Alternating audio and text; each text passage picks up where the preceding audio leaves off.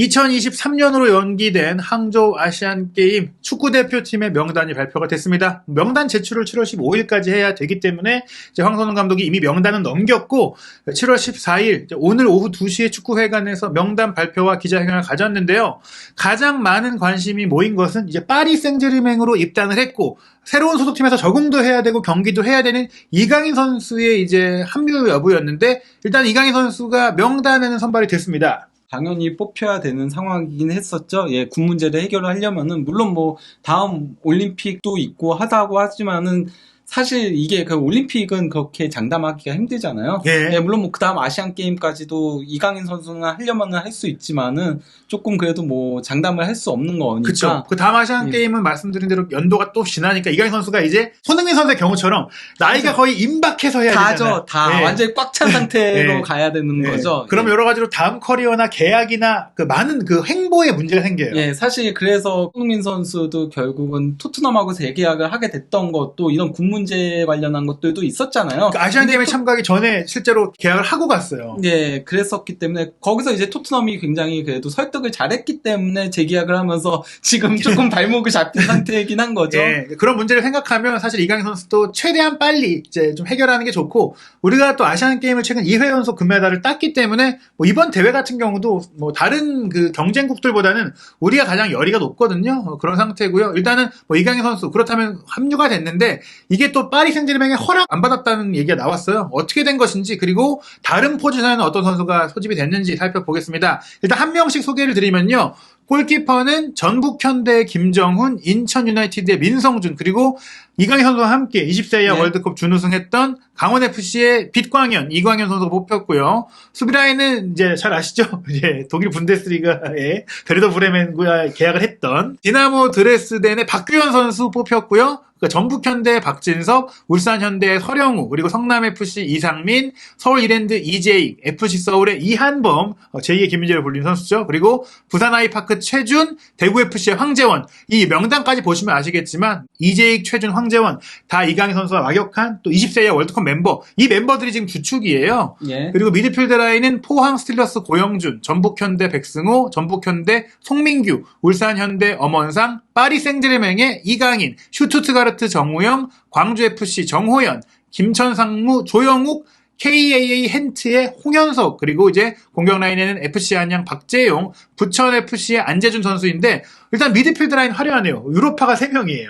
이강인 선수하고 그리고 또 이제 정우영 선수하고 그리고 hen트의 그 홍현석 선수까지 3명이고요. 이제 와일드카드로 뽑힌 선수가 박진섭, 설영우 그리고 백승호 이렇게 3명이 뽑혔어요. 사실은 공격 쪽에 한 명을 뽑고 싶어 했으나 그게 잘 안 되면서 이렇게 뽑히게 된 건데요. 예, 사실 뭐 명단이라는 게 또 인원 제한도 있고 또 감독의 생각, 팬들의 생각이 다른 면도 있기 때문에 여러 가지 논란이 있기도 했는데 그 부분에 대해서 먼저 황선홍 감독이 이제 기준을 얘기를 했어요.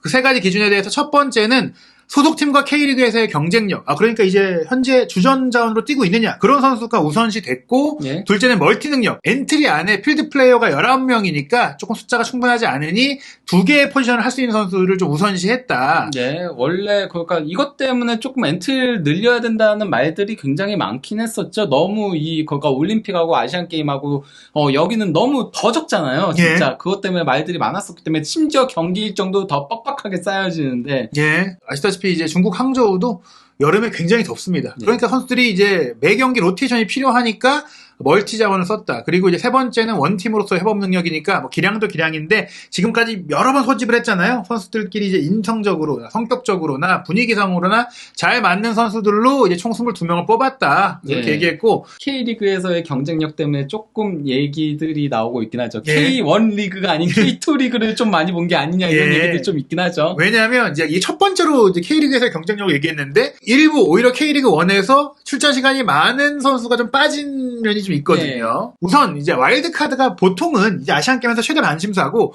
무엇보다 아시다시피 지난 대회 와일드카드는 손흥민, 조현우, 황의조였거든요. 예. 그리고 원래 우리가 아시안게임에서는 가장 화려한 멤버로 나오는데 솔직히 이전에 비하면 조금은 이제 유럽파가 많아져서 그런지 화려함은 좀 떨어졌다는 면이 있어요.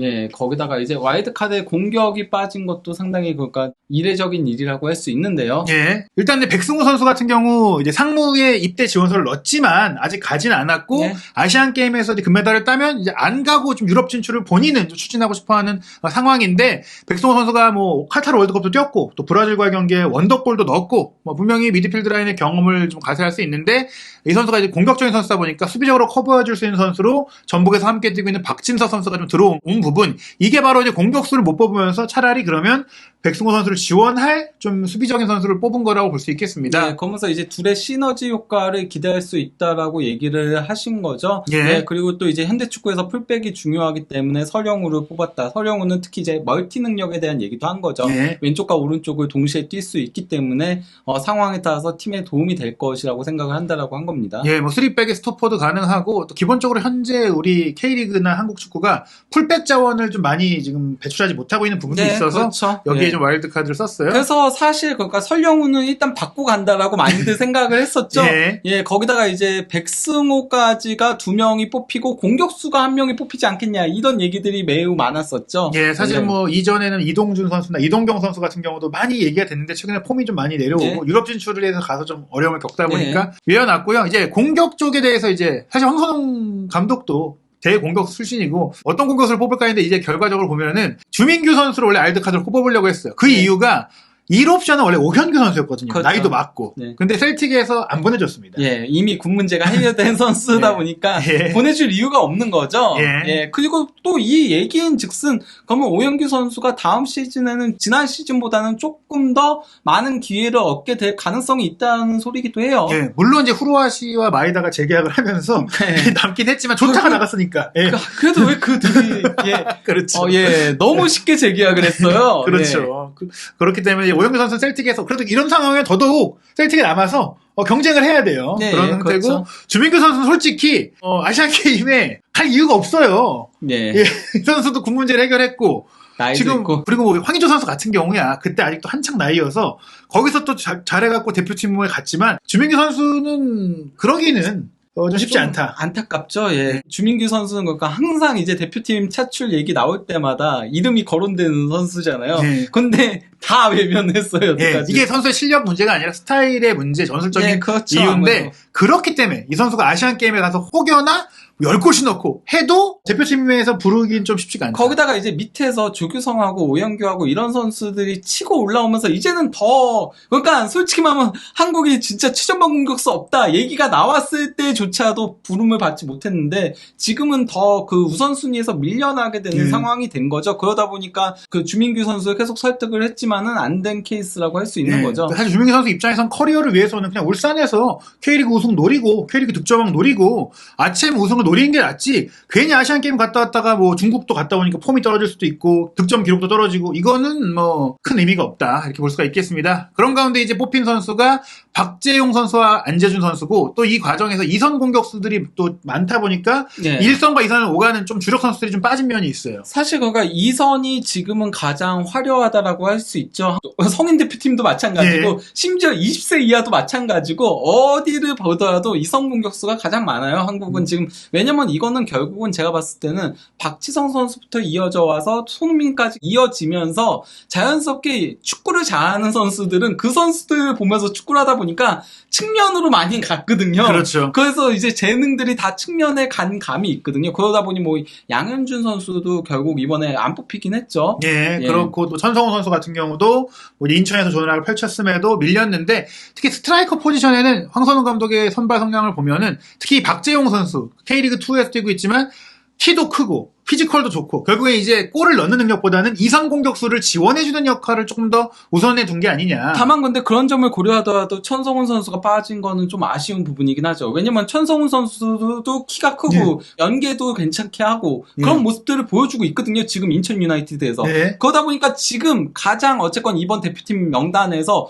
논란이 가장 많이 되는 선수 2명이 바로 이제 천성훈과 고재현. 이 그렇죠. 2명 왜 안 뽑았냐. 특히 고재현은 그동안 뽑아가지고 심지어 심지어 미드필더도 쓰고 온갖 데 다 고생이란 그렇죠. 고생을 시켜놓고 예. 마지막 순간에 왜 안 뽑았냐. 그리고 또 이제 천성훈은 K리그에서 인천 유나이티드에서 좋은 모습을 보여주니까 왜 천성훈 안 뽑았냐. 천성훈은 무조건 안 그래도 지금 최전방 공격수 무게감 떨어지는 게 보이는데 예. 천성훈 뽑았어야 되는 거 아니냐. 이런 얘기들이 많이 나오고 있는 거죠. 예, 뭐 어찌됐거나 선택은 감독이 내리는 거고 그렇죠. 결정에 대한 책임 져야 되기 네. 때문에 일단 지켜봐야 될 것 같고요. 그리고 이제 고정현 선수 같은 경우도 뭐 중국 가서 다쳐오긴 했지만 회복을 했고 발표 전날 인터뷰에서도 의지를 보였는데 결국엔 이제 못 뽑혔거든요. 그런 가운데 이제 엄원상 선수도 큰 이슈였어요. 네. 왜냐하면 엄원상 선수 특히 중국 원정 평가전 때 조금 심하게 다쳤거든요. 네. 근데 일단 울산에서도 못 뛰고 있는데 뽑혔어요. 그리고 이렇게 얘기하더라고요. 황선우 감독이 8월 둘째 주에는 복귀할 것 같다. 그러니까 대회 한 달 전 정도엔 컨디션을 회복할 거란 얘기거든요. 뭐, 요 부분은 좀 다행인데, 가장 큰 이슈는 이제 이강인 선수의 차출이 확정된 게 아니다라고 황선우 감독이 얘기했습니다. 예, 그러니까 뭐 정확하게 말하겠다라고 하면서 그 다른 선수들은 아시안게임 차출 문제가 없는데 이강인은 확정이지 않다.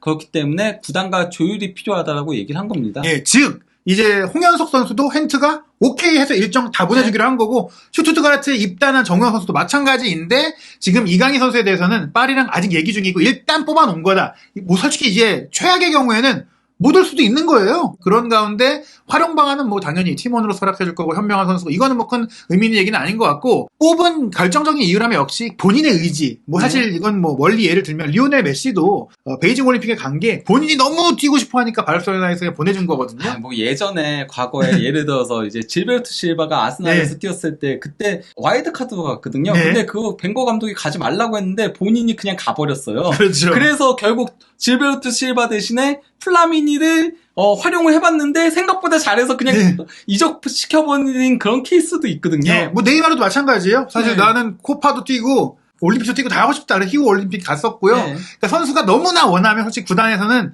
조율을 하게 돼 있습니다. 왜냐면 언해피 뜨면 남아 있어도 네. 여러 가지로 껄끄러우니까 지금 제가 봤을 때도 이강인 선수가 아시안 게임에 못 올 가능성은 없다. 게다가 이강인 선수는 이게 그냥 명예욕이 아니라 군 문제가 걸려 있어서 구단 입장에서도 이걸 해결해 버리면 현수의 향후 가치에서 좋은 거니까 진행이 될 텐데. 일단은 황인성동 감독이 마요르카에 있을 때는 구단과 협의를 끝냈지만 파리는 이제 이적이 됐기 때문에 좀 조율이 돼야 된다. 뭐 이렇게 얘기를 했습니다. 예. 그리고 이제 일정 얘기를 했어요. 일단은 대회에 앞서서 A매치 데이가 시작하는 9월 4일에 아시안 게임 선수들을 모두 뽑을 건데 일단 이강인 선수가 이때는 올 수 있어요. 왜냐면 네. A매치 데이니까. 그렇죠. 그러니까 뭐 그때 대표팀 대신에 아시안 게임 팀으로 오면 되는 거니까. 예. 예, 이거는 이제 클린스만 감독하고 이제 뭐 논의가 필요한 부분인 거라고 예. 할 수 있죠. 뭐 이건 아마 크리스만 감독이 뭐 그렇죠. 양해해줄 거라고 보는데 문제는 그 이후입니다. 자, 9월 3일 이건 이제 아직 날짜가 안 나왔어요.